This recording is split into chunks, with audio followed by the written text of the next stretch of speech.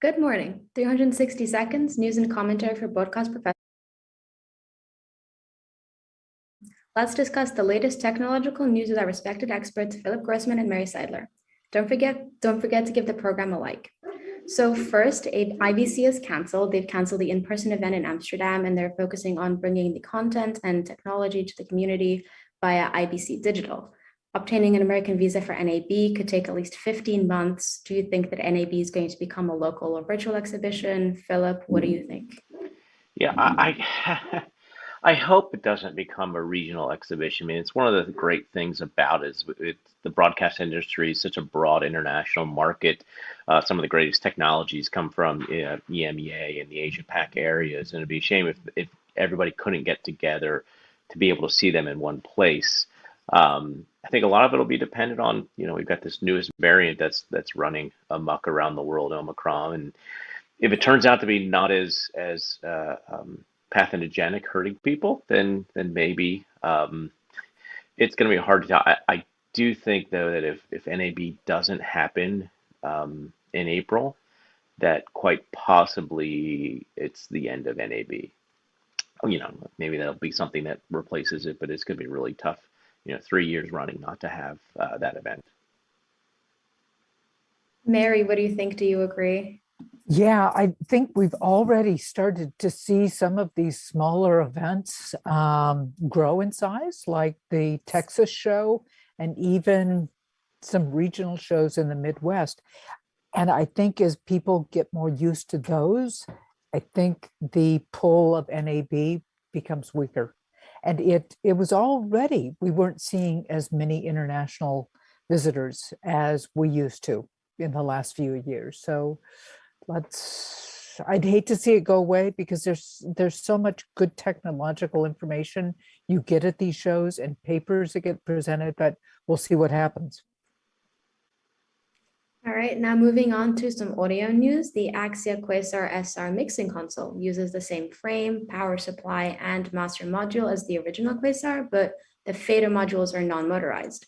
There are fewer, larger, and easier to reach buttons on each channel strip. And Talos has also introduced an optional new remote control solution called Quasar Soft, which allows you to control the surface from any HTML5 browser.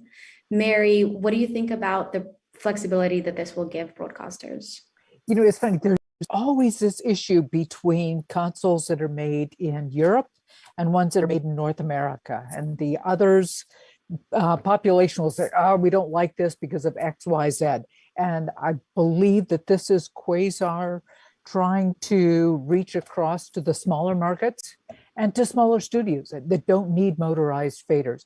We're seeing a huge push, as we've talked about many times on this program, to everything being virtual, and even consoles, that's no different. I think the days of seeing big things like this that are behind me, unfortunately, are more for museum pieces.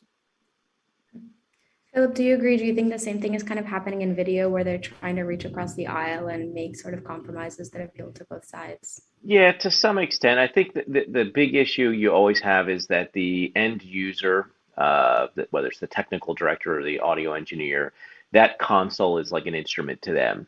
And as much as one manufacturer's console may be better design, better technology, whatever it may be, it's hard to get somebody to switch.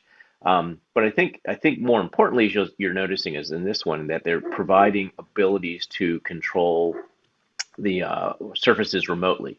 So, I've always said that it's not an either or. It's not that we're going to be all remote or all in the studio. It's actually both, and figuring out how much of which is needed and the ability to adjust that over time is important. I think this is a great first step in the audio space. All right, well, moving on briefly to Sony Venice, which is a new 8.6K full-frame cinema flagship. It owns a new 8.6K full-frame image sensor with 16 stops of dynamic range. It can record XOCN RAW files internally. It's available in two versions, has a compact body design, and also inherits features from the original Venice, including color science, dual base ISO, and 8 stops of built-in ND filters. Philip, what do you think about the opportunities that this is going to provide? So it's interesting to see more and more cameras now shooting in 8K. I don't think we're going to get to delivering of 8K material. That's not really the goal. I think what this is providing for the industry is you take an 8K image and you downsample it to 4K, and you've got an amazing 4K image. It's better than probably any native 4K image. So that's one thing that it's enabling them to do, as well as by having a larger image area. You're able to do punch-in zooms. You're able to do, simulated or virtual camera position. So a single 8K frame can actually hold two 4K images in it. So it gives a lot of creative capabilities in the space.